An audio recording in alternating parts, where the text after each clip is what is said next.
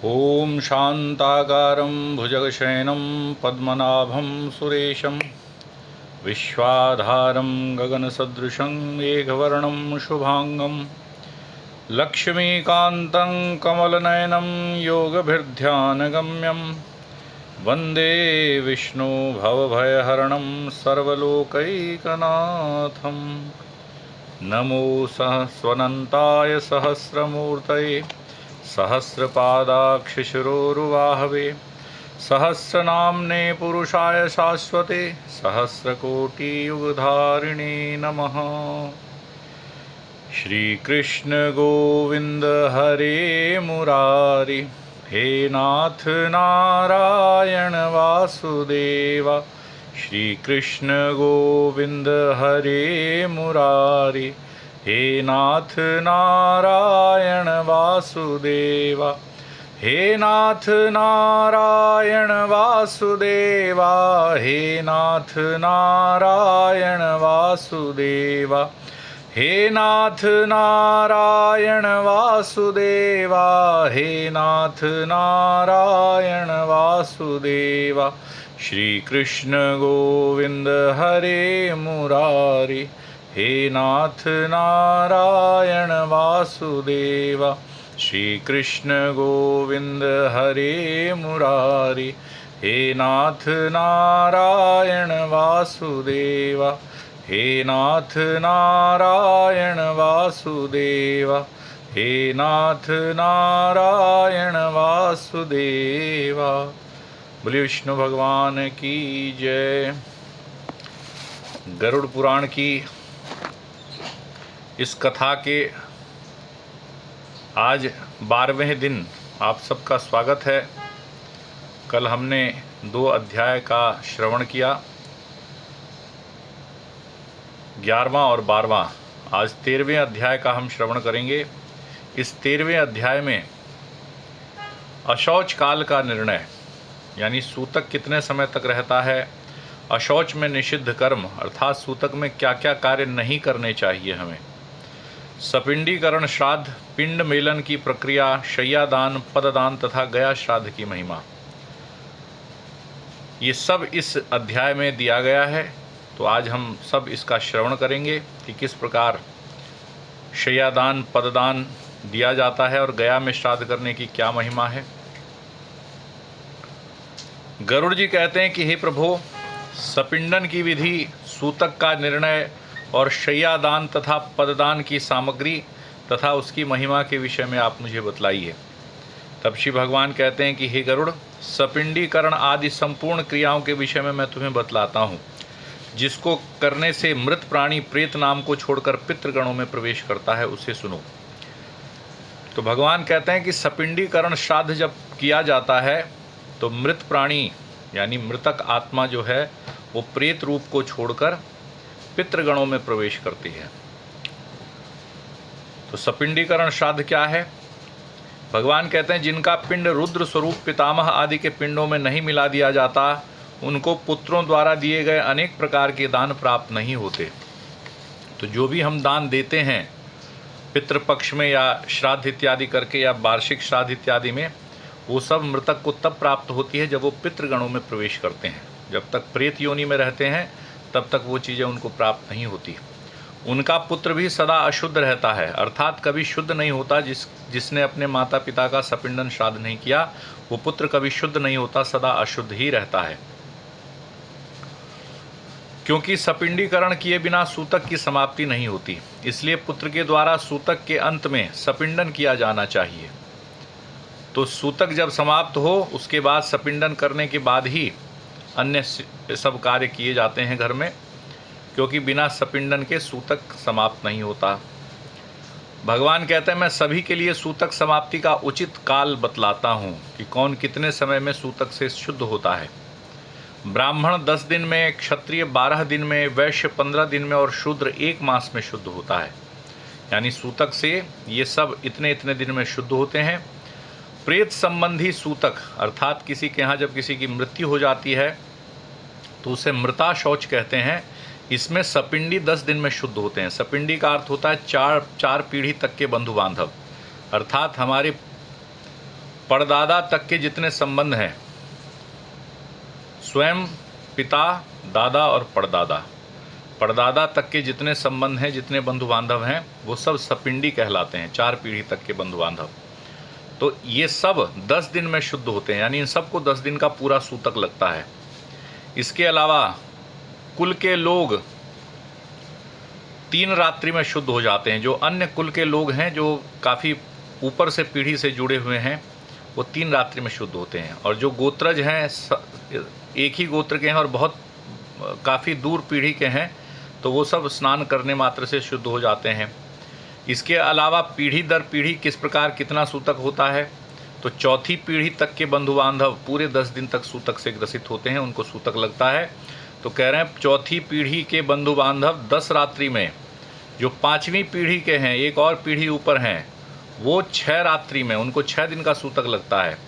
छठी पीढ़ी के 4 दिन में, 7वीं पीढ़ी के 3 दिन में, 8वीं पीढ़ी के 1 दिन में, 9वीं पीढ़ी के 2 प्रहर में तथा 10वीं पीढ़ी के लोग स्नान मात्र से मरना और जन्ना शौच से शुद्ध हो जाते हैं। अर्थात 9 पीढ़ियों तक को सूतक लगता है। 9वीं पीढ़ी को आधे दिन का सूतक, और 10वीं पीढ़ी से यदि संबंध है तो केवल स्नान मात्र से शुद्धि हो जाती है। विदेश में गया हुआ कोई व्यक्ति यदि अपने परिवार में किसी के जन्म अथवा मृत्यु के विषय में सुनता है, तो यदि 10 दिन पूर्ण नहीं हुए तो 10 दिन बीतने में जितना समय बाकी है, उतने समय के लिए उसको सूतक लगता है। यानी यदि 5वें दिन उसको सूचना मिली तो 5 दिन और सूतक उसके पास रहेगा, और यदि 7वें दिन सूचना मिली तो 3 दिन का सूतक उसको लगेगा। इसी प्रकार जितने दिन सूतक बीतने में बाकी रहे, उतने दिन का सूतक उसको लगेगा। 10 दिन बीत जाने के बाद यदि किसी को सूचना प्राप्त होती है, तो ये व्यवस्था पूर्व काल की है, जिस समय मोबाइल फ़ोन या टेलीफोन इत्यादि की व्यवस्थाएं नहीं थी। उस समय सूचना प्राप्त होने में ही कई दिन, कई महीने लग जाते थे। आजकल तो 1 सेकंड की बात 7 समुंदर पार पहुंच जाती है। तो ये पूर्व समय की बातें हैं, तो पूर्व समय का ही ग्रंथ है, इसलिए उस समय जो जो व्यवस्थाएं थी वो बताई गई हैं कि 10 दिन बीतने के बाद यदि किसी को सूचना मिलती है 1 वर्ष से पूर्व, तो उसको उस दिन से, जिस दिन सूचना मिली है, उस दिन से 3 दिन का सूतक लगता है। और यदि 1 वर्ष के बाद सूचना मिलती है तो केवल स्नान करने से ही शुद्धि हो जाती है। मरना शौच के आदि के 2 भागों के बीतने के पूर्व, अर्थात 6 दिन के भीतर यदि किसी दूसरे सूतक का आगमन हो जाए, यानी किसी दूसरे की मृत्यु हो जाए 6 दिन के भीतर, तो पहले की सूतक समाप्ति के साथ ही दूसरे की सूतक भी समाप्त हो जाती है। अर्थात तब सूतक की गिनती जो सबसे पहले जिनकी मृत्यु हुई है उनके द्वारा, उनके मृत्यु दिन से गिना जाता है। यानी 6 दिन के अंदर यदि कोई दूसरी मृत्यु हो जाए, तो यदि 6 दिन के बाद किसी की मृत्यु होती है, तो जो दूसरी मृत्यु हुई है बाद वाली, उससे सूतक की फिर से गिनती प्रारंभ हो जाती है। किसी बालक के दांत निकलने से पूर्व मृत्यु होने पर, दांत लगभग 6 मास में निकल आते हैं बच्चे के, तो यदि 6 मास से पूर्व के बच्चे की मृत्यु हो जाती है, तो उसके अंतिम संस्कार के बाद स्नान मात्र से शुद्धि हो जाती है। यानी बच्चे का अंतिम संस्कार करने के बाद केवल स्नान करने से शुद्धि हो जाती है, कोई सूतक नहीं लगता। ये केवल उसके लिए है जिनके दांत नहीं निकले, अर्थात 6 माह तक के जो बच्चे हैं। यदि मुंडन हो गया हो तो 1 रात्रि का सूतक लगता है छोटे बच्चे के लिए। व्रतबंध हो जाने पर 3 रात्रि का, और व्रतबंध के पश्चात मृत्यु होने पर 10 रात्रि का पूर्ण अशौच होता है। किसी भी वर्ण की कन्या की मृत्यु जन्म से लेकर 27 मास तक की अवस्था तक यदि होती है, तो सभी वर्णों में समान रूप से सद्यः अशौच की निवृत्ति हो जाती है। यानी यदि किसी कन्या की मृत्यु 27 महीने तक, अर्थात 2.25 साल तक की कन्या की मृत्यु यदि हो जाती है, तो उसके भी अंतिम संस्कार के बाद स्नान मात्र से शुद्धि हो जाती है। इसके बाद वागदान पर्यंत 1 दिन का, और वागदान के बाद भी सयानी कन्याओं की मृत्यु होने पर 3 रात्रि का अशौच होता है। यदि वागदान हो गया है, सगाई इत्यादि हो गई है, तब कन्या की मृत्यु होती है, तो पिता और जिस लड़के से सगाई हुई है उसके परिवार में भी 3 दिन का सूतक लगता है। ये शास्त्रों का निर्णय है। और यदि कन्यादान हो जाए, कन्या का विवाह हो जाए, तो केवल पति के कुल में ही सूतक लगेगा, पिता के कुल में फिर कोई सूतक नहीं लगेगा। 6 मास के अंदर गर्भस्राव हो जाने पर जितने मास का गर्भ होता है उतने दिन में शुद्धि होती है। इसके बाद अर्थात 6 माह के बाद गर्भस्राव हो तो स्त्री को अपनी जाति के अनुरूप सूतक लगता है। गर्भपात होने पर सद्य अर्थात स्नान मात्र से शुद्धि हो जाती है। यदि किसी का गर्भ गिर जाए, गर्भपात हो जाए, तो केवल स्नान मात्र से शुद्धि हो जाती है। तो पूर्व में बताया कि ब्राह्मण 10 दिन में, क्षत्रिय 12 दिन में, वैश्य 15 दिन में और शूद्र 1 मास में शुद्ध होते हैं। लेकिन अब भगवान ये कह रहे हैं कि कलयुग में जनना और मरना शौच से सभी वर्णों की 10 दिन में शुद्धि हो जाती है, ऐसा शास्त्र का निर्णय है। तो कलयुग में क्या विशेषता है? कलयुग में आयु कम है, धार्मिक भावनाएं कम है, विधि विधान को करने का व्यक्ति के पास समय नहीं है, उतना मन में धीरज नहीं है कि उस कार्य को कर सकें। तो इसलिए कहा गया कि कलयुग में 10 दिन में सबकी शुद्धि हो जाती है। लेकिन आजकल कलयुग में 10 दिन का सूतक भी नहीं मान रहे लोग, ये बड़ी विडंबना है। मरना शौच में क्या क्या नहीं करना चाहिए? यदि किसी की मृत्यु हो जाए परिवार में तो क्या क्या नहीं करना चाहिए?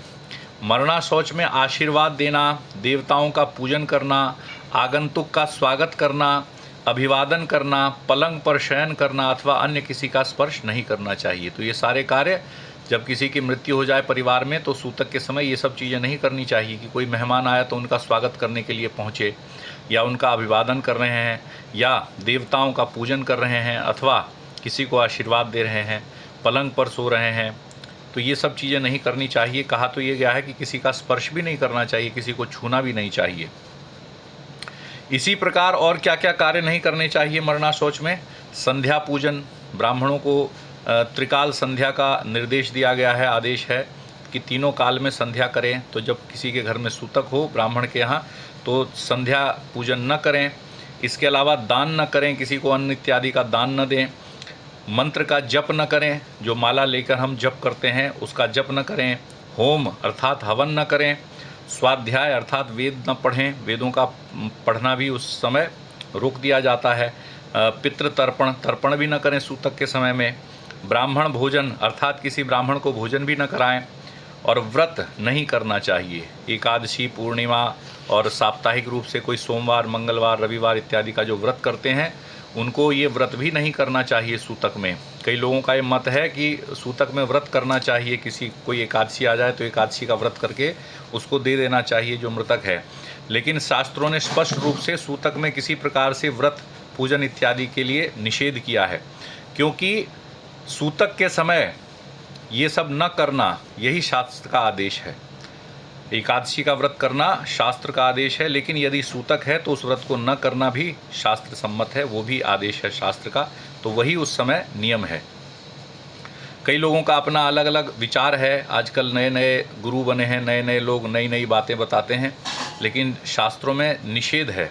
यदि कोई एकादशी का व्रत करते आ रहे हैं और उनके घर में किसी की मृत्यु हो जाए, सूतक आ जाए, तो उनको क्या करना चाहिए?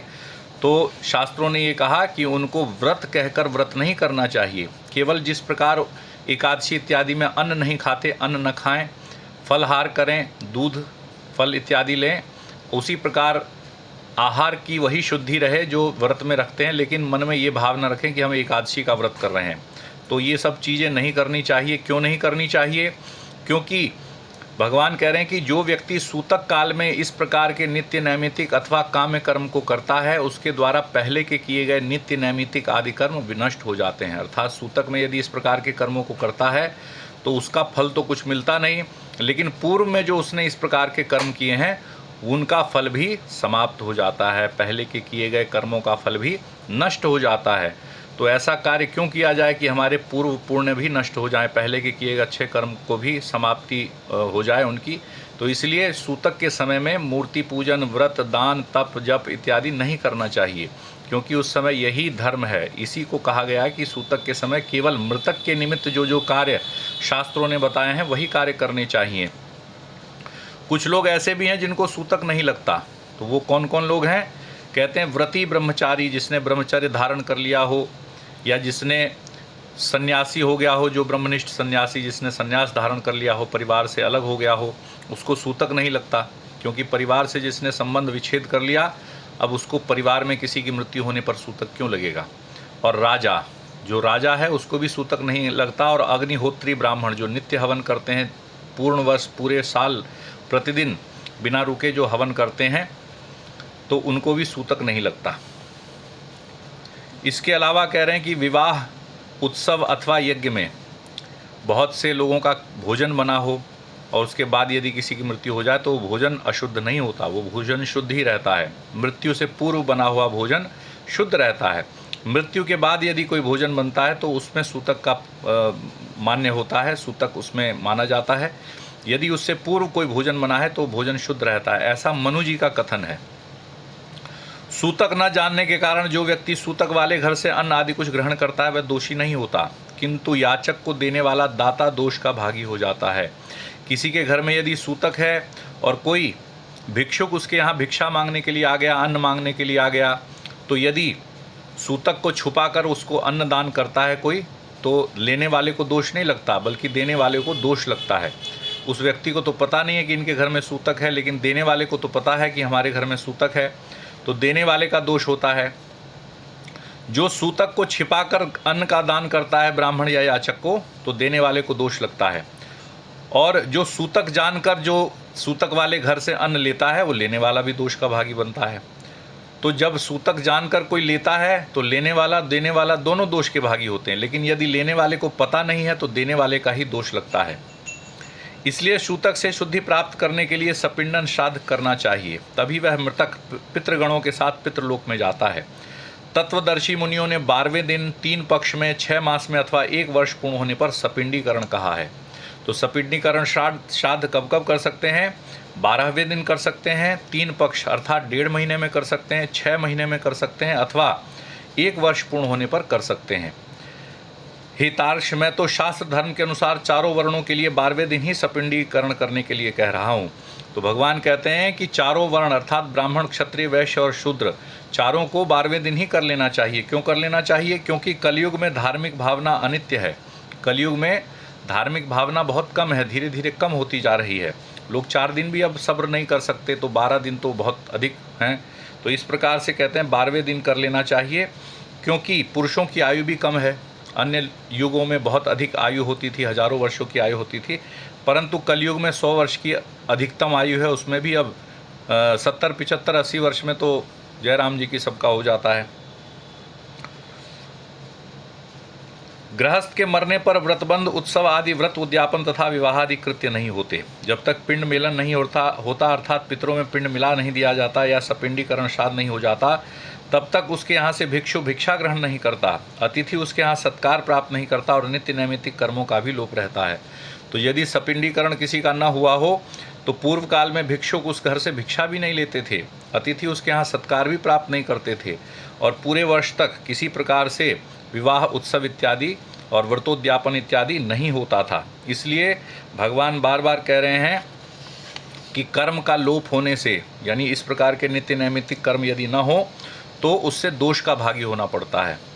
इसलिए निराग्निक हो या साग्निक 12वें दिन सपिंडीकरण कर लेना चाहिए। सबके लिए उन्होंने आदेश किया कि 12वें दिन सपिंडीकरण श्राद्ध हो जाना चाहिए।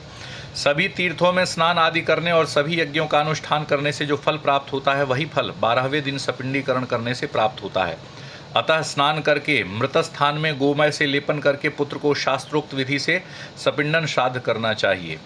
पाद्य, अर्घ, आचमनी आदि से विश्व देवों का पूजन करे और असद गति के पितरों के लिए भूमि में विकिर देकर हाथ पैर धोकर पुनः आचमन करे। तब वसु, रुद्र और आदित्य स्वरूपी पिता, पितामह तथा प्रपितामह को क्रमशः एक एक अर्थात 3 पिंड प्रदान करे और चौथा पिंड मृतक को प्रदान करे। चंदन, तुलसी पत्र, धूप, दीप, सुंदर भोजन, तांबूल, वस्त्र तथा दक्षिणा आदि से उनका पूजन करे। अर्थात सपिंडीकरण का अर्थ है कि मृतक को उनके पूर्वजों में मिला देना। जो मृतक है उनके पिता, पितामह तथा प्रपितामह अर्थात जिनकी मृत्यु हुई है उनको उनके पिता, दादा और परदादा इत्यादि के साथ मिला देना, उनको भेज देना। इसको कहते हैं सपिंडीकरण। तो इसलिए कहा गया कि शुद्ध होकर स्नान करके और शुद्ध वस्त्र पहनकर तब जो मृतक है उनके पिता, यानी यदि पुत्र अपने पिता का श्राद्ध, सपिंडन श्राद्ध कर रहा है तो पहले अपने दादा, परदादा और उनसे भी एक पीढ़ी ऊपर उनको तीनों पीढ़ियों को एक एक पिंड प्रदान करे और चौथा पिंड अपने मृतक पिता को प्रदान करे। माता का हो रहा है तो माता को, या पिता का हो रहा है तो पिता को, चौथा पिंड जिसकी मृत्यु हुई है उसको प्रदान करे। अब उन पिंडों का पूजन करना चाहिए, उन पर तुलसी पत्र, चंदन, धूप, दीप, भोजन, तांबूल, वस्त्र, दक्षिणा इत्यादि उनको प्रदान करना चाहिए, उस पिंड को उनका स्वरूप मानते हुए। उसके बाद कहते हैं कि तदनंतर स्वर्ण की शलाका से प्रेत के पिंड को 3 भागों में विभक्त करके पितामह आदि के पिंडों में पृथक पृथक उसका मेलन करे। अर्थात स्वर्ण की शलाका से उस प्रेत के पिंड को, यानी मृतक के लिए जो पिंड दिया गया है, उसके 3 भाग करे और उन तीनों भागों को एक एक करके उसके पिता, पितामह तथा प्रपितामह, यानी मृतक के पिता, उसके दादा और उसके परदादा के पिंड के साथ उनका मेलन करे। हे गरुड़, माता के पिंड का मेलन पितामही आदि के पिंड के साथ और पिता के पिंड का मेलन पितामह आदि के पिंड के साथ करके सपिंडीकरण श्राद्ध करना चाहिए। भगवान कहते हैं कि यदि किसी स्त्री का सपिंडन हो तो वो उसकी सास, सास की सास और उसकी भी सास, यानी 3 पीढ़ी तक की स्त्रियों को पिंड देना चाहिए। और यदि पुरुष का हो तो 3 पीढ़ी के पुरुषों को देना चाहिए। जिसके पिता की मृत्यु हो गई हो और पितामह जीवित हों, अर्थात एक विशेष ये भी आ सकता है कि यदि किसी के पिता की मृत्यु हो गई हो और उसके दादा जीवित हों, दादा यानी पितामह यदि जीवित हों, तो उसको क्या करना चाहिए? कहते हैं उसको पूर्व पुरुष, यानी कि दादा तो जीवित हैं, अब परदादा, परदादा के पिता और उनके भी पिता, इन पुरुषों को देना चाहिए और उसके साथ उनका मेलन करना चाहिए मृतक के पिंड का। माता के सपिंडीकरण में भी यदि माता का सपिंडीकरण हो रहा हो और दादी, पितामही अर्थात दादी जीवित हो, तो उनसे पूर्व की जो 3 पीढ़ियाँ हैं उनको देकर तब उसमें उस पिंड का मेलन करना चाहिए। और यदि ऐसा न हो तो पितृपिंड अर्थात पुरुष के पिंड का मेलन विष्णु पिंड में और मातृपिंड, माता के पिंड का मेलन महालक्ष्मी के पिंड में होना चाहिए। पुत्रहीन यदि कोई स्त्री है, उसके पुत्र नहीं है, तो उसका सपिंडन श्राद्ध उसके पति को करना चाहिए, उसके सारे कर्म उसके पति को करना चाहिए। यदि कोई स्त्री पुत्रहीन है और उसका सपिंडीकरण उसकी सास इत्यादि के साथ होना चाहिए। विधवा स्त्री का सपिंडीकरण पति, ससुर और वृद्ध ससुर के साथ करना चाहिए।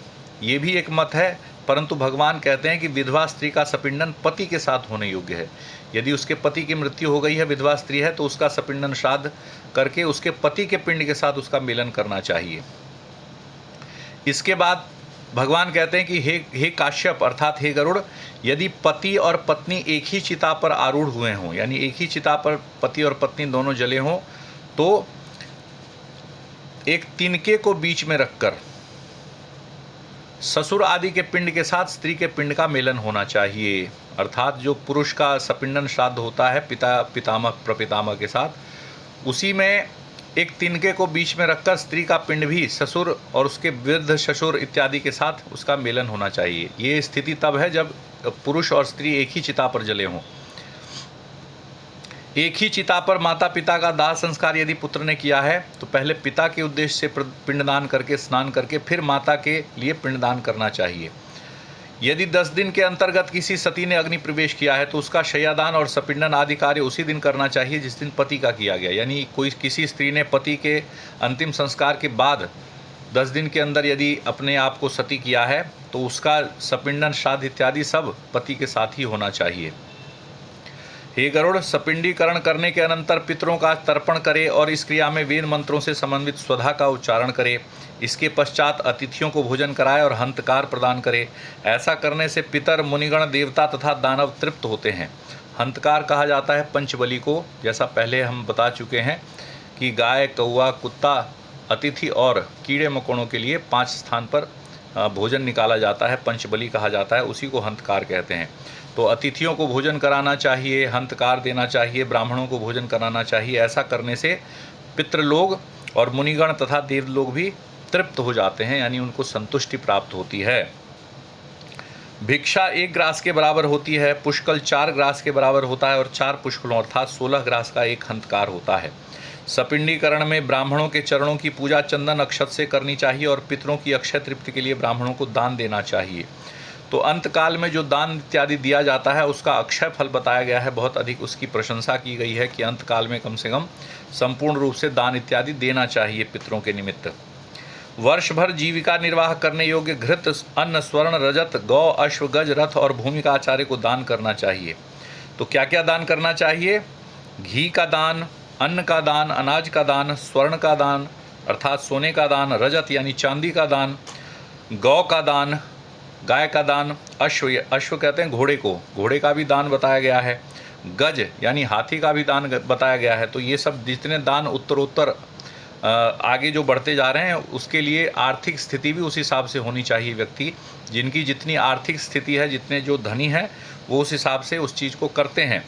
तो गज यानी हाथी, रथ यानी वाहन और भूमि यानी धरती का दान भी करना चाहिए, भूमि का दान करना चाहिए। जिनके पास प्रशस्त मात्रा में भूमि है उनको भूमि का भी दान करना चाहिए। इसके बाद स्वस्तिवाचन पूर्वक मंत्रों से कुमकुम, अक्षत और नैवेद्य द्वारा ग्रहों, देवी और विनायक की पूजा करनी चाहिए। इसके बाद भगवान की पूजा करनी चाहिए। फिर आचार्य मंत्रोच्चारण करते हुए यजमान को तिलक करके हाथ में रक्षा सूत्र बांधकर पवित्र अक्षत प्रदान करें। तदनंतर विविध प्रकार के सुस्वादु मिष्ठान्नों से ब्राह्मणों को भोजन कराना चाहिए। फिर दक्षिणा सहित अन्न और जल युक्त 12 घट प्रदान करने चाहिए। तदनंतर ब्राह्मण आदि को वर्ण क्रम से अपनी शुद्धि के हेतु क्रमशः जल, शस्त्र, कोड़े और डंडे का स्पर्श करना चाहिए। अर्थात ये सब क्रिया करने के बाद ब्राह्मण को जल का स्पर्श करना चाहिए, क्षत्रिय को शस्त्र का, वैश्य को कोड़े का तथा शूद्र को डंडे का स्पर्श करना चाहिए। ऐसा करने से वे शुद्ध हो जाते हैं। इस प्रकार सपिंडी श्राद्ध करने के पश्चात तब शय्यादान करना चाहिए। तो शय्यादान पहले भी कल के अध्याय में भी आपने श्रवण किया, आज के अध्याय में भी शय्यादान बताई गई है। तो 2 स्थान पर शय्यादान, एक मृत शय्या होती है जिसको महापात्र लेकर जाते हैं जो घाट पर होता है, और एक विष्णु शय्या कही जाती है, तो वो घर पर दी जाती है, जिसको आचार्य ब्राह्मण जो होते हैं जिन्होंने गरुड़ पुराण इत्यादि कराया हो, अथवा घर पर जो हवन पूजन इत्यादि कराते हैं उनको दिया जाता है, अथवा अपनी पुत्री को, अपनी बहन को, अपने भांजे इत्यादि को भी ये शय्या दान की जा सकती है। इंद्र सहित सभी देवता शय्या दान की प्रशंसा करते हैं। अतः मृतक के उद्देश्य उसकी मृत्यु के बाद अथवा जीवन काल में भी शय्या प्रदान करनी चाहिए। तो ये शय्या दान जीवन काल में भी, जीवित अवस्था में भी लोग दे सकते हैं। एकादशी के उद्यापन में भी शय्या दान का विधान किया गया है। तो शय्या दान कोई ऐसा नहीं है कि जब किसी की मृत्यु हो जाए तभी। शय्या दान बहुत उत्तम दानों में कहा जाता है। शय्या प्रदान करनी चाहिए। कैसी शय्या हो? शय्या सुंदर काष्ठ की, सुदृढ़ एवं विचित्र चित्रों से चित्रित। तो काष्ठ की बनी हुई हो, सुंदर शय्या हो, तथा श्वेत रुई के गद्दे, सुंदर तकिए तथा चादर से युक्त एवं पुष्पगंध आदि द्रव्यों से सुवासित हो। तो ऐसी शय्या हो जो सुंदर बंधनों से भली भांति बंधी हुई हो, ज़्यादा हल्की ना हो और ऐसी ना हो कि हिलाते डुलाते ही टूट जाए। तो मजबूत होनी चाहिए, जिसका उपयोग किया जा सके, जिसको आप शय्या दें वो उस पर सो सके, उसका उपयोग कर सके। तो दान भी ऐसी चीज़ें देनी चाहिए जो सामने वाले को उपयोग में आए। ऐसी शय्या हो जो पर्याप्त विशाल हो और सुख प्रदान करने वाली हो, यानी जिसको वो दी जाए उसके हिसाब से इतनी विशाल हो कि वो सुखपूर्वक आराम से उस पर सो सके। ऐसी शय्या को बनाकर कुश या दरी चादर युक्त भूमि पर रखना चाहिए। उस शय्या के चारों ओर छाता, दीपालय, चवर, आसन, पात्र इत्यादि और जितनी भी शयनोपयोगी वस्तुएं हैं जो हम शयन कक्ष में रखते हैं, शयन में जो उपयोगी चीज़ें हैं, वो सभी सामग्रियां यथास्थान स्थापित करना चाहिए। उस शय्या के ऊपर सभी प्रकार के आभूषण, आयुध तथा वस्त्र से युक्त स्वर्ण की श्री लक्ष्मी नारायण की मूर्ति की भी स्थापना करनी चाहिए। यानी स्वर्ण दान के निमित्त लक्ष्मी नारायण की मूर्ति को बनाकर उस पर शय्या के ऊपर उसको स्थापित करना चाहिए। यदि कोई स्त्री सौभाग्यवती है, जिसकी मृत्यु हो गई है, सुहागन स्त्री है, तो उसके लिए शय्या के साथ इन वस्तुओं के अतिरिक्त क्या क्या दिया जाना चाहिए? काजल, महावर, कुमकुम, स्त्रियों को पहनने योग्य वस्त्र, आभूषण, सौभाग्य द्रव्य इत्यादि प्रदान करना चाहिए। तो जितने सौभाग्य द्रव्य हैं, सुहागन स्त्रियों के जो कार्य में जो चीज़ें आती हैं वो सब देनी चाहिए। तदनंतर ब्राह्मण को सपत्नीक, पत्नी सहित ब्राह्मण को गंध पुष्प आदि से अलंकृत करके ब्राह्मणी को कर्णाभरण, अंगुलीयक और स्वर्ण के कंठ सूत्र से विभूषित करे। अर्थात स्वर्ण के कानों के जो आभूषण हैं वो, जो उंगली में पहनने वाले आभूषण हैं वो, और जो कंठ में, गले में जो आभूषण पहने जाते हैं वो सब उनको प्रदान करें। ब्राह्मण को वस्त्र प्रदान करें और श्री लक्ष्मी नारायण की मूर्ति के आगे उन्हें शय्या पर बिठाना चाहिए। कुमकुम और पुष्पमाला आदि से श्री लक्ष्मी नारायण की भली भांति पूजा करनी चाहिए। तदनंतर लोकपाल, नवग्रह, देवी और विनायक की पूजा करनी चाहिए। उत्तर की ओर मुख करके हाथ में पुष्प लेकर ब्राह्मण के सामने स्थित होकर इस प्रकार से कहना चाहिए कि यथा कृष्ण त्वदीयस्ति शय्या क्षीरोद सागरे तथा भूयाद शून्ययं मम जन्मनि जन्मनि। अर्थात हे कृष्ण, हे नारायण, जैसे क्षीर सागर में आपकी शैया है वैसे ही जन्म जन्मांतर में मेरी भी शैया कभी सूनी न हो। अर्थात हम भी शैया पर अपने जीवन साथी को खोकर न जाएं, हमारी शैया कभी सूनी न हो। इस प्रकार प्रार्थना करके विप्र और श्री लक्ष्मी नारायण को पुष्पांजलि चढ़ाकर संकल्प पूर्वक सभी सामग्रियों सहित व्रतोपदेशक, इस बार फिर कहा गया है कि जो ब्राह्मण व्रतोपदेशक हो, आपका आचार्य हो, जो आपके यहाँ पूजा पाठ इत्यादि कराता हो, और ब्रह्मवादी हो, जो ब्राह्मणोचित कर्म को करता हो। शैया ऐसी ही किसी को नहीं दी जा सकती। ये तो बताया गया कि भांजे को या बहन को या पुत्री को शैया दी जा सकती है, लेकिन ये भी कहा गया है, इसके विषय में आगे हम बताएंगे कि शैया जिसको दी जाए उस शैया का प्रयोग करे। तो ब्रह्मवादी गुरु को शैया का दान दे और कहे कि हे ब्राह्मण, इस शैया को ग्रहण करें। ब्राह्मण भी कोदात, कस्मात दात इत्यादि मंत्रों से उसको ग्रहण करे। इसके बाद शैया पर स्थित श्री लक्ष्मी नारायण की प्रतिमा को हिलाना चाहिए। तदनंतर प्रदक्षिणा और प्रणाम करके उन्हें विसर्जित करना चाहिए। इस प्रकार शैया का दान करना चाहिए। और कहते हैं कि एक शैया एक ही ब्राह्मण को देनी चाहिए, एक ही व्यक्ति को शैया पूर्ण सामग्री देनी चाहिए, क्योंकि बहुत से ब्राह्मणों को यदि वो शैया दी गई और वो बांटी गई आपस में, और उसके लिए यदि कोई विवाद हुआ तो दाता के पतन का कारण बनती है, अथवा वो शैया यदि बिक्री की जाती है तो।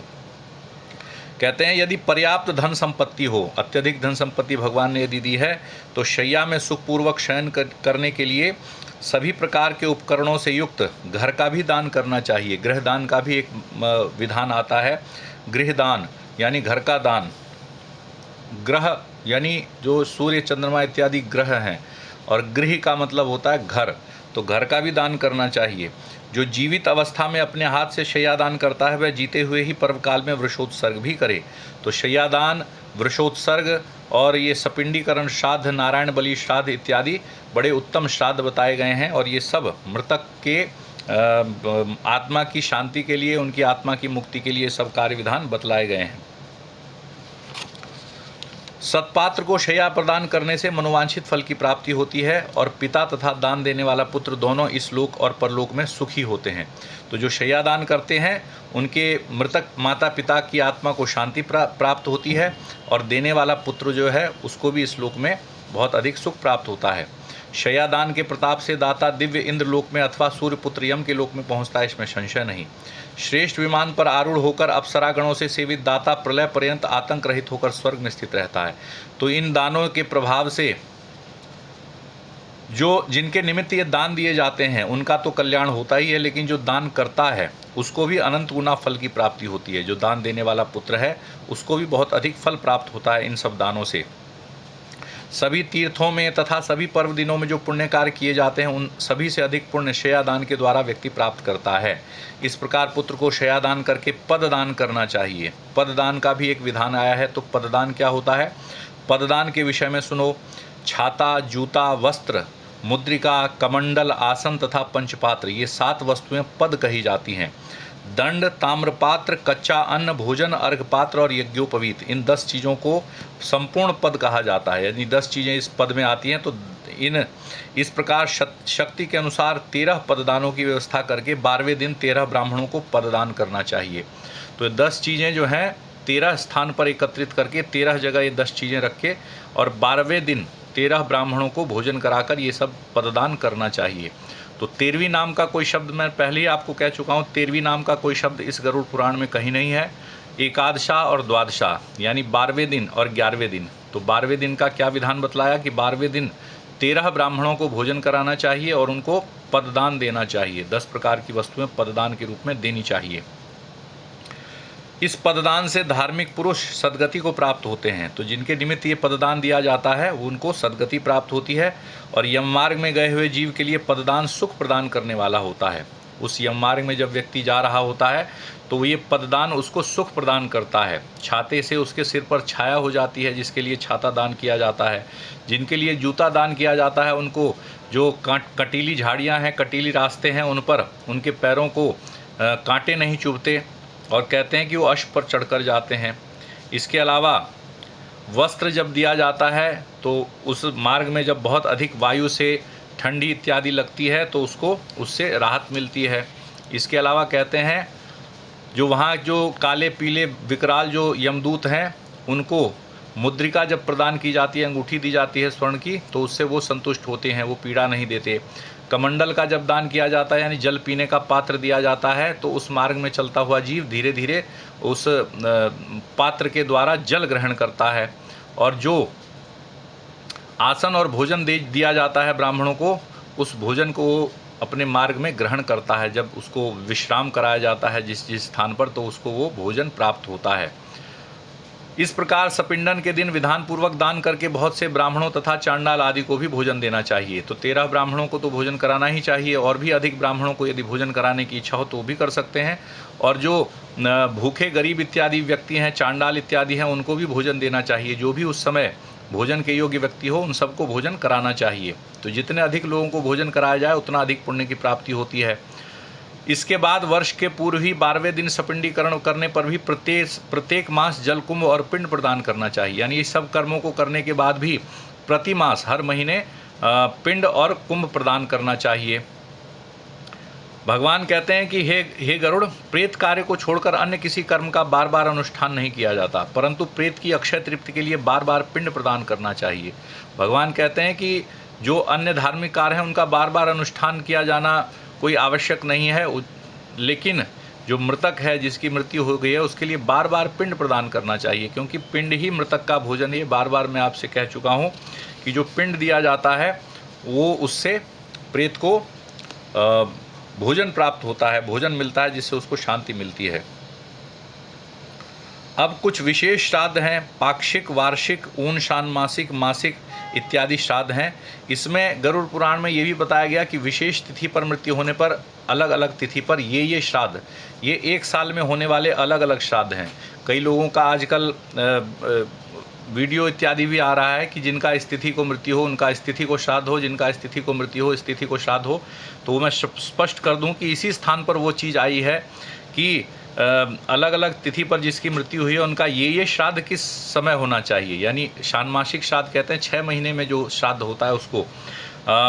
मासिक श्राद्ध होता है जो हर महीने होता है वो। और उसके अलावा उन षाण्मासिक श्राद्ध इत्यादि जो है, इन तिथि को विशेष तिथि को होना चाहिए। व पाक्षिक, वार्षिक जो मासिक श्राद्ध हैं और उन षाण्मासिक श्राद्ध इत्यादि जो हैं, वो अलग अलग तिथि को किए जाते हैं। तो उसका उन्होंने अलग सिस्टम बना दिया कि वार्षिक श्राद्ध भी अलग अलग तिथि को होना चाहिए। ऐसा नहीं है, जिनकी मृत्यु जिस तिथि को होती है, उसी तिथि को उनका वार्षिक श्राद्ध किया जाता है। और आने वाले जो महालय श्राद्ध हैं, जो जिसे हम इस समय पितृपक्ष कहते हैं, तो इन श्राद्ध में उसी तिथि को ग्रहण करना चाहिए जिसमें मृत्यु होती है। ये इन विशेष श्राद्धों के लिए विशेष तिथि का अलग अलग निर्धारण किया गया है। तो भगवान ये कहते हैं कि मैं विशेष तिथि पर मृत्यु होने वाले जीव के मासिक, वार्षिक और पाक्षिक श्राद्ध के विषय में विशेष बात कहता हूँ। तो जिनका ये मासिक, वार्षिक और पाक्षिक श्राद्ध विशेष रूप से होने योग्य है, उनके लिए अलग अलग तिथियाँ ग्रहण की जाती हैं। नहीं तो सबके लिए ये है कि जिस तिथि पर मृत्यु हुई हो, उसी तिथि को ग्रहण किया जाता है। तो भगवान ये कह रहे हैं, पूर्णिमा तिथि पर जो मरता है, उसका ऊन मासिक श्राद्ध चतुर्थी तिथि को होता है। ऊन मासिक श्राद्ध अलग श्राद्ध है और वार्षिक श्राद्ध अलग श्राद्ध है। जिसकी मृत्यु चतुर्थी को ही है, उनका ऊन मासिक नवमी को होता है। यानी जो पूर्णिमा पर मरे हैं, उनका ऊन मासिक श्राद्ध चतुर्थी को, और जो चतुर्थी पर मरे हैं, उनका ऊन मासिक नवमी को। नवमी को जिनकी मृत्यु हुई है, उनका ऊन मासिक श्राद्ध रिक्ता तिथि अर्थात चतुर्दशी को होता है। इस प्रकार पाक्षिक श्राद्ध 20वें दिन करना चाहिए। तो केवल 3 ऐसी तिथियां हैं, पूर्णिमा, चतुर्थी और नवमी। इनमें जो जिनकी मृत्यु हुई है, उनके लिए ऊन मासिक श्राद्ध के लिए ही अलग तिथियां बताई गई हैं। यानी पूर्णिमा वाले के लिए चतुर्थी, चतुर्थी वाले के लिए नवमी और नवमी वाले के लिए चतुर्दशी। तो ये 3 विशेष रूप से बताई गई है। लेकिन अन्य के लिए तो साधारण रूप से जो तिथि है, उसी तिथि को ग्रहण करना चाहिए। अब इसमें कह रहे हैं कि जब मास में, किसी वर्ष में मलमास आता है, किसी साल 3 साल बाद हमारे यहाँ मलमास आता है, तो यदि मलमास यदि बीच में आता है, तो उस 2 महीने हो जाते हैं। तो कहते हैं कि दोनों महीनों का श्राद्ध मलमास में ही कर सकते हैं, अथवा जो बिना संक्रांति के मास है उसमें बिना पिंड के श्राद्ध, और जो संक्रांति वाला मास है उसमें पिंड सहित श्राद्ध होना चाहिए। तो उन दोनों मास में श्राद्ध करने का विधान है। अब कहते हैं कि जो वर्ष पूर्ण होने के मध्य अधिक मास आता है तो 13 महीने पूर्ण होने के अनंतर प्रेत का वार्षिक श्राद्ध करना चाहिए। पूर्वोत्तर भारत में सब जगह 1 वर्ष पूर्ण होने पर ही श्राद्ध किया जाता है, वार्षिक श्राद्ध, बरसी जिसको कहा जाता है। परंतु पश्चिमी उत्तर प्रदेश और पंजाब इत्यादि, हरियाणा इत्यादि प्रांतों में कहाँ से प्रारंभ हुआ, किसने प्रारंभ किया, इसका कोई विस्तृत रूप से कोई प्रमाण नहीं है। लेकिन सब लोग 11वें महीने में श्राद्ध करने लगे कि बढ़ाना नहीं चाहिए। बढ़ाना क्या है भाई, जितना 1 साल का बरसी का मतलब 1 वर्ष होता है, 1 वर्ष में ही बरसी होनी चाहिए, परंतु यहाँ 11वें महीने में ही करने का विधान चल पड़ा है। लगभग सब लोग यही करते हैं, तो जहाँ जिसका जो विधान है उसके अनुसार करना चाहिए। किंतु हमारे शास्त्र, हमारे वेद पुराण ये कह रहे हैं कि यदि मलमास यदि आता है वर्ष के मध्य में, तो 13 महीने पूर्ण होने पर, यानी पूरा 1 साल जब पूर्ण होगा तिथि के हिसाब से, वही मास वही तिथि इत्यादि आएगी, तभी वार्षिक श्राद्ध इत्यादि होगा। तो कह रहे हैं कि यदि बीच में मलमास आता है तो 13 मास पूर्ण होने पर वार्षिक श्राद्ध होना चाहिए, और यदि मलमास नहीं है तो 12 महीने पूर्ण होने पर। इस प्रकार वर्ष पूर्ण होने पर वार्षिक श्राद्ध करना चाहिए। वर्ष यानी 1 वर्ष पूर्ण होने पर, तभी तो वार्षिकी हुई, तभी तो बरसी हुई। 1 वर्ष पूरा हुआ नहीं तो बरसी कैसे। और यदि कोई 11वें महीने में बरसी करता है तो उनकी अगली बरसी फिर 13 महीने बाद आती है। तो इस प्रकार से अपने मन से कुछ करना नहीं चाहिए, जो शास्त्रों का मत है वो मानना चाहिए। वर्ष पूर्ण होने पर बरसी, और फिर हर वर्ष को श्राद्ध करना चाहिए। 1 वर्ष के भीतर हर महीने श्राद्ध करना चाहिए, मासिक श्राद्ध इत्यादि। वार्षिक श्राद्ध की तिथि को विशेष रूप से ब्राह्मणों को भोजन कराना चाहिए। 1 वर्ष पूर्ण हो जाने पर श्राद्ध में 3 पिंड प्रदान करना चाहिए। अब ये मृतक संबंधी सारे कर्म इस स्थान पर पूर्ण हो गए, जो हमने सब सुन लिया कि दशगात्र इत्यादि का विधान है। पहले तो अंतिम संस्कार हुआ, अस्थि संचय हुआ, फूल चुगे गए, उनको गंगा जी में विसर्जित किया। उसके बाद दशगात्र के 10 पिंड दिए गए। 11वें दिन की सारी प्रक्रिया हमने सुनी, किस प्रकार उत्तम, मध्यम और निम्न षोडशी जो है 3 प्रकार के षोडश श्राद्ध हुए। शय्यादान हुआ उस समय। उसके बाद 12वें दिन भी सपिंडीकरण श्राद्ध हुआ और फिर शय्यादान हुआ। इसके पश्चात ब्राह्मणों को भोजन कराया गया, और सभी लोगों को भोजन कराया गया। ब्राह्मणों को पद दान दिया गया, और उसके पश्चात कहते हैं कि जो बरसी के जितने कर्म हैं वो 1 वर्ष के जो हैं वो सब किए जाने चाहिए। तो जिसको आप 13वीं कहते हैं, 12वें दिन तक के संपूर्ण कर्म यहाँ समाप्त होते हैं। भगवान इसको बता चुके हैं कि सब जो हैं ये मृतक के निमित्त ही किए जाते हैं। जितने ये कर्म हैं श्राद्ध के, वो सब मृतक के लिए हैं, कि उनकी आत्मा मुक्त हो, उनकी आत्मा को उत्तम गति प्राप्त हो। और ये पुत्र के कर्तव्य हैं, उनको करना ही चाहिए। इसमें कोई नानुकुर वाली बात नहीं है। जब आप पिता के धन संपत्ति पर अपना अधिकार जमाते हैं और उनके सारी जितनी कमाई हुई चीज़ हैं पूरे जीवन की, वो आपके अधिकार में आती हैं, तो आपका भी ये कर्तव्य बनता है कि माता पिता की अंतिम क्रिया विधि विधान से हो, जो हमारे शास्त्रों ने बताई है। तो शास्त्रीय विधि के अनुसार श्राद्ध करने चाहिए अपने माता पिता का, जिससे उनको उत्तम लोगों की प्राप्ति हो। अब भगवान कह रहे हैं कि तीर्थ श्राद्ध, गया श्राद्ध तथा गज छाया योग में युगादि तिथियों तथा ग्रहण में किया जाने वाला पितृ श्राद्ध वर्ष के अंदर नहीं करना चाहिए। यानी कि कुछ विशेष श्राद्ध कहे जाते हैं, जैसे तीर्थ स्थान में जाके श्राद्ध करना, अथवा गया जी में जाकर श्राद्ध करना, अथवा गज छाया योग में श्राद्ध करना, या किसी ग्रहण काल में किया जाने वाला जो श्राद्ध है वो 1 वर्ष के भीतर नहीं करना चाहिए। यानी बरसी हो जाने के बाद भी इन श्राद्धों को करना चाहिए। कौन कौन से? तीर्थ में जाकर, गया जी में जाकर, या ग्रहण में जो श्राद्ध किया जाता है, इन सब श्राद्धों को 1 वर्ष के बाद ही करना चाहिए, बरसी होने के पश्चात ही करना चाहिए। अब यहाँ कुछ गया श्राद्ध की महिमा दी गई है, लेकिन पूर्व में ही बता दिया कि गया श्राद्ध 1 वर्ष के बाद ही। जिस किसी की मृत्यु हुई है तो उस मृतक के निमित्त यदि गया में श्राद्ध करना हो तो 1 वर्ष के बाद, बरसी होने के बाद ही करना चाहिए। तो गया में श्राद्ध कैसे होता है और क्या उसकी महिमा है?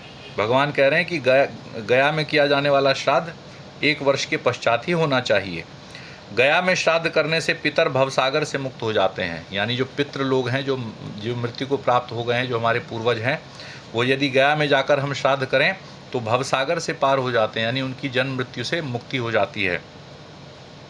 और भगवान गदाधर की कृपा से वे परम गति को प्राप्त होते हैं। भगवान गदाधर कौन है? विष्णु भगवान है, जिनके हाथ में गदा है।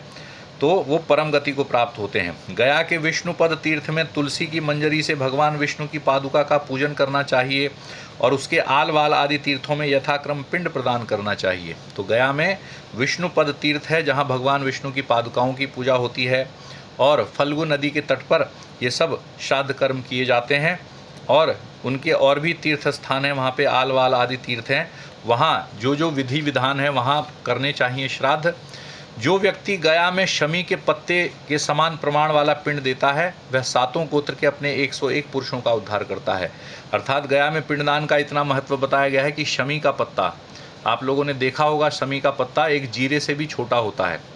जो राई होती है, सरसों का दाना, उतने के बराबर एक शमी का पत्ता होता है। और उतना बड़ा भी कोई पिंड यदि गया में जाकर दे देता है तो अपने 7 गोत्र के 101 पुरुषों का, 101 पीढ़ियों तक के पुरुषों का उद्धार कर देता है। इतनी महिमा है गया श्राद्ध की। कुल को आनंदित करने वाला जो पुत्र गया में जाकर श्राद्ध करता है, पितरों को तुष्टि देने के कारण उसका जन्म सफल हो जाता है। हे गरुड़, यह सुना जाता है कि देव पितरों ने मनु के पुत्र इक्ष्वाकु को कलाप वन में यह कथा सुनाई थी। अर्थात मनु जी के पुत्र इक्ष्वाकु, महाराज इक्ष्वाकु थे, स्वयंभू मनु के पुत्र, उनको देव पितरों ने, यानी पितृ लोगों ने उनको कथा सुनाई थी। कहाँ? कलाप वन में यह कथा सुनाई थी कि जो गया श्राद्ध की क्या महिमा है। तो उन्होंने महाराज इक्ष्वाकु को ये कहा कि क्या हमारे कुल में भी ऐसा कोई सन्मार्गामी पुत्र होगा जो गया में जाकर आदरपूर्वक हम लोगों को पिंड प्रदान करें। तो देव पितरों ने इक्ष्वाकु को कहा कि भगवान यदि कृपा करेंगे तभी हमारे कुल में ऐसा कोई पुत्र उत्पन्न होगा जो गया में जाकर हमें पिंड प्रदान करे, जिससे हमें मुक्ति प्राप्त हो। हे गरुड़, जो पुत्र पितरों की अंतिम परलोक संबंधी क्रिया करता है वह सुखी होकर कौशिक द्विज के 7 पुत्रों की भांति मुक्त हो जाता है। तो कौशिक के 7 पुत्रों की कथा मत्स्य पुराण, हरिवंश पुराण तथा पद्म पुराण इत्यादि में विस्तार से दी गई है कि किस प्रकार उन्होंने अपने पिता का श्राद्ध करने के लिए गाय का वध कर दिया, तब भी उनकी मुक्ति हो गई। तो गोवध करके भी 7 जन्म परंपराओं को भोगकर अपने पितरों के प्रसाद से भारद्वाज के 7 पुत्र पितृ श्राद्ध करके मुक्त हो गए, गाय का वध भी करके। तो किस प्रकार मुक्त हुए? तो वे 7 पुत्र दशाण देश में 7 व्याधों के रूप में पहले उत्पन्न हुए। इसके बाद अगले जन्म में कालंजर पर्वत पर मृग यानी हिरण के रूप में उनकी उत्पत्ति हुई।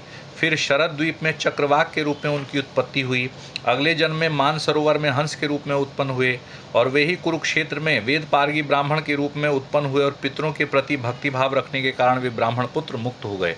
तो जो भी उन्होंने कुछ नीच कर्म किए थे पितृ श्राद्ध के निमित्त, तो उसको करने के बाद भी 7 जन्म परंपरा उनको भोगनी पड़ी और वे मुक्त हो गए, क्योंकि उन्होंने पितरों के निमित्त संपूर्ण उत्तम कर्म किए थे। तो इसीलिए कहते हैं पूरे प्रयत्न से मनुष्य को पितृभक्त होना चाहिए, अपने पितरों के प्रति श्रद्धा अवश्य प्रकट करनी चाहिए, पूर्वजों के प्रति। हे गरुड़, पितृभक्ति के कारण मनुष्य इस लोक तथा परलोक में भी सुखी होता है। जो पितरों की पूजा करता है, पितरों के कर्म को पूर्ण रूप से करता है, वह इस लोक में भी सुखी होता है और परलोक में भी जाकर उसको सुख प्राप्त होता है। इसलिए पितरों के कर्म अवश्य करने चाहिए। अब भगवान कहते हैं कि सब और देही क्रिया मैंने तुमको बता दी। यह कृत्य पुत्र की कामना को पूर्ण करने वाला, पुण्यप्रद तथा पिता को मुक्ति प्रदान करने वाला है। तो भगवान कहते हैं कि ये जो सारे कार्य हैं ये पुत्र की कामना को पूर्ण करते हैं। जब लोगों के मन में पुत्र प्राप्ति की लालसा होती है, सबको चाह होती है कि हमारे पुत्र हो, तो वो चाह क्यों होती है? कि इस प्रकार से पुत्र कर्म करके उनका उद्धार करे। तो जो पुत्र ये सब कर्म नहीं करता वो पुत्र कहलाने योग्य नहीं होता। जो कोई निर्धन मनुष्य भी इस कथा को सुनता है वह पाप से मुक्त होकर पितरों के निमित्त दिए जाने वाले दान के फलों को प्राप्त करता है। तो भगवान कह रहे हैं कि इस गरुड़ पुराण की कथा को जो सुनता है वो पाप से मुक्त हो जाता है और अनेक प्रकार के किए गए दानों के फलों को भी प्राप्त करता है।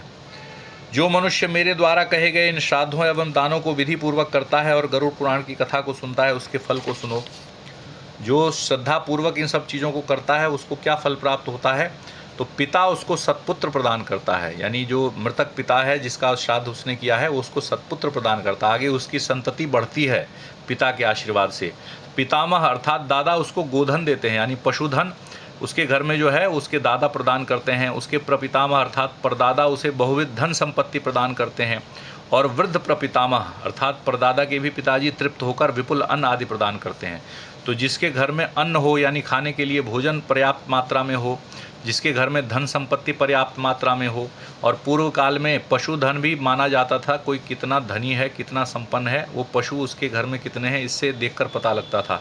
तो जिनके पास पशुधन भी है, गाय है, भैंस है, जो घोड़ा है, हाथी है, इस प्रकार से यदि उसके घर में संपन्नता है तो वो उसके पितामह उसको देते हैं, और जो उसके पिता हैं उसके सत्पुत्र प्रदान करते हैं। तो वंश भी बढ़े, घर में धन भी हो, घर में अन्न इत्यादि भी हो भोजन करने के लिए, तो उसको और क्या चाहिए। तो इस प्रकार से जो पितृ हमारे हैं वो प्रसन्न होकर सब प्रकार की चीज़ें हमें प्रदान करते हैं। इस प्रकार श्राद्ध से तृप्त होकर सभी पितर पुत्र को वांछित फल प्रदान करते हैं, और धर्म मार्ग से धर्मराज के भवन में जाकर वे धर्मराज की सभा में आदर पूर्वक विराजमान रहते हैं। तो जिनकी अंतिम क्रिया भली भांति होती है वे धर्म मार्ग से धर्मराज के भवन में जाते हैं। जो पापियों के जाने के लिए दक्षिणी मार्ग है उससे नहीं जाते, अन्य जो 3 मार्ग हैं उससे जाते हैं, और धर्मराज के भवन में जाकर वहाँ धर्मराज की सभा में आदर पूर्वक विराजमान रहते हैं। उनका वहाँ बहुत आदर होता है, सम्मान होता है। इस प्रकार सूत जी कहते हैं कि हे ऋषियों, ऋषिगणों को सूत जी कथा सुना रहे हैं कि गरुड़ जी भगवान से क्या क्या प्रश्न पूछ रहे हैं। तो सूत जी अब ऋषियों से कहते हैं कि इस प्रकार श्री विष्णु जी के मुख से और दैहिक क्रियाओं अर्थात अंतिम क्रियाओं के विषय में, और जो श्राद्ध इत्यादि हैं उनके विषय में, और जो दान इत्यादि के विषय हैं उनके विषय में जो गरुड़ जी ने ये संपूर्ण प्रक्रियाएँ सुनी, तो इसको सुनकर गरुड़ जी को अपार हर्ष हुआ, बड़े हर्षित हुए गरुड़ जी। तो इस प्रकार गरुड़ पुराण के अंतर्गत पिंडदानादि